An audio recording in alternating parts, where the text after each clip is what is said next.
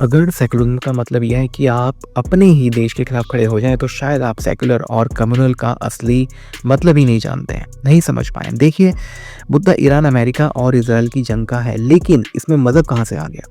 ये जंग का जो आधार है, वो जो इनकी आपस की जियोपॉलिटिक्स है, इसका आधार मज़हब नहीं है, लेकिन भारत में लोगों ने मज़हब समझ लिया है। लेकिन भारत में क्या हो रहा है? मुस्लिम समुदाय से डोनेशन के नाम पे उम्मा को एकजुट करने का प्रयास चल रहा है। क्या ये सिर्फ मदद है?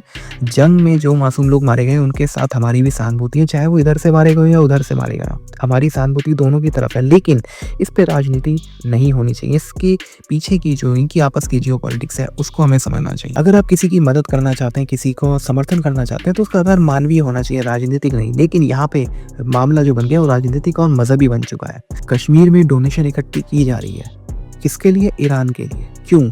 ये वही कश्मीर है जहाँ पे कश्मीरी पंडितों को आज तक न्याय नहीं मिला, उन्हें किसी तरह का समर्थन नहीं मिला। लेकिन वही कश्मीरी लोग कश्मीरी पंडितों के समर्थन में कभी नहीं बोले, लेकिन ईरान के लिए डोनेशन इकट्ठी कर रहे हैं। सहानुभूति जताने वालों से एक सीधा सवाल है कि गाजा में भी बच्चे मर रहे हैं और ये दुखद है, लेकिन इजराइल में भी तो बच्चे मर रहे हैं, आपको उनके लिए दुख क्यों नहीं है? जिस तरह से ईरान, इराक में कुर्द मारे गए हैं, उनके लिए आवाज़ कौन उठाएगा? दशकों तक बांग्लादेश में हिंदुओं के साथ जो हुआ, उस पर कभी भी कोई अंतर्राष्ट्रीय कैंडल मार्च क्यों नहीं निकलता है?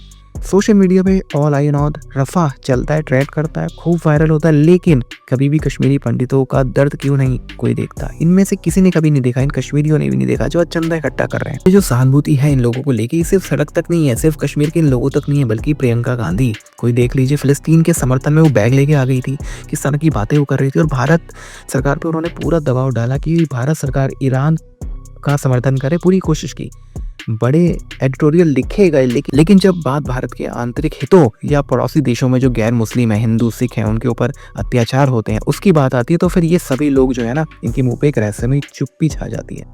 क्या ये सब सिर्फ एक खास वोट बैंक को खुश करने के लिए हो रहा है? दोस्तों, अंत में बात वही आती है कि हमारे लिए नेशन फर्स्ट ही होना चाहिए। वैश्विक संकटों पे हमारा जो नज़रिया है वो अलग हो सकता है, लेकिन नज़रिया हमारे राष्ट्र की सुरक्षा और अखंडता की कीमत पे नहीं होना चाहिए।